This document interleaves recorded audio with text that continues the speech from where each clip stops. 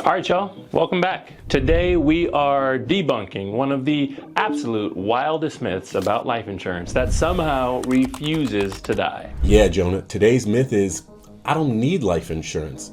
I'm gonna be self-insured. First of all, congratulations on your financial enlightenment. Does that also mean, though, that you're gonna be canceling your car insurance too because you're just that good of a driver? Facts, man. It's always the guy or gal with like $14.23 in the checking account, and they're talking about self-insurance. Like, ma'am, sir, respectfully, you owe your mom $80 for your phone bill. I like your confidence in your future earning potential, but it might actually just be misleading you at the moment. All right, Jonah, let's get serious for a second, though.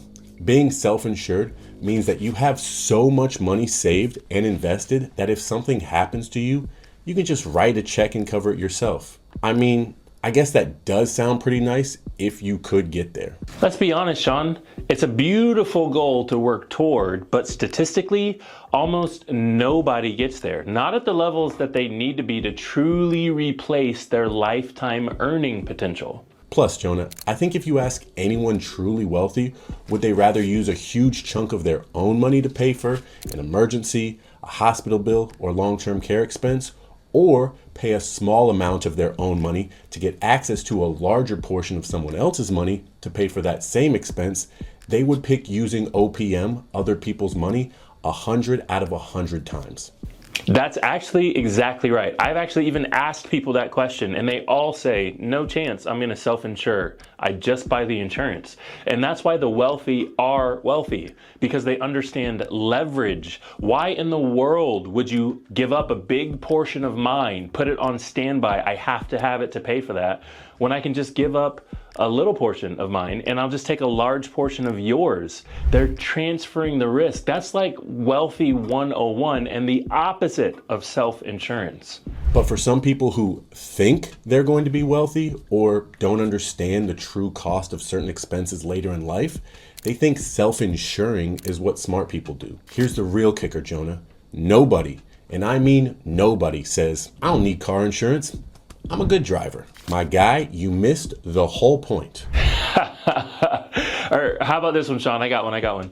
I don't need homeowners insurance because my house is, it's made of bricks and good vibes. I'm sorry. You must not have seen the day after tomorrow weather that we have been literally having all across the country all year. Did you think that was just going to stop and go away next year? You really wouldn't dare go without car or home insurance. But when it comes to the one asset that's actually even guaranteed to pay you out, the one thing that's guaranteed to happen, you passing away, now all of a sudden, let's gamble. I'll just be self-insured. Phew. I'm not a gambler, Jonah, but 100% death rate since the beginning of time sounds like you might end up on the losing side of that one. Listen, let's be clear. Buying properly structured whole life insurance isn't about betting against yourself. It's about using leverage. You're literally using the insurance company's money to build a bigger pool of wealth. It's pennies on the dollar compared to trying to do it all yourself. And that's exactly why the wealthy leverage this asset so frequently. Why burn through your hard-earned cash when you could lock in a guaranteed tax-free payout and still use your cash value throughout your life for investments, emergencies, opportunities, heck, whatever you want? You're the bank. All right, Sean, I'm gonna hit you with a quick fact that I'm sure you didn't know, but probably it won't surprise you really one bit.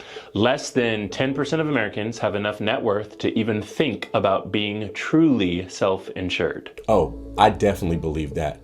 And even out of those people, how many have their assets liquid enough to cover everything instantly without selling off investments, paying penalties, or triggering taxes? Exactly. And if you're smart enough to be implementing the infinite banking concept correctly, it's not just death benefit protection. You're building equity you control while you're alive. You're growing your cash value and you're stacking your future legacy tax-free. No market crashes, no luck involved. You're just sitting back, controlling your cash flow. That's why wealthy families have been using it again. Properly structured whole life insurance for over 200 years. It's actually one of the safest leverage plays that you can possibly make. Bottom line, Jonah, self-insurance sounds cool at parties, but in real life, the wealthy know having guaranteed money that doesn't evaporate when life happens is way cooler. And listen, if you do get so rich that you don't ever need life insurance again. Congratulations. But why in the world wouldn't you still want tax-free multi-million-dollar death benefits to bless your family, your businesses, your charities, or whoever you choose to bless? At the end of the day, Jonah, it's all about control, not crossing your fingers and hoping nothing bad ever happens. If you're serious about actually building wealth and not just pretending on Instagram, then hit the link below. Book a call with us. We'll show you how infinite banking puts you in the driver's seat while everyone else is out there trying to manifest their financial freedom with no guarantees of success. Catch y'all on the next one. Peace.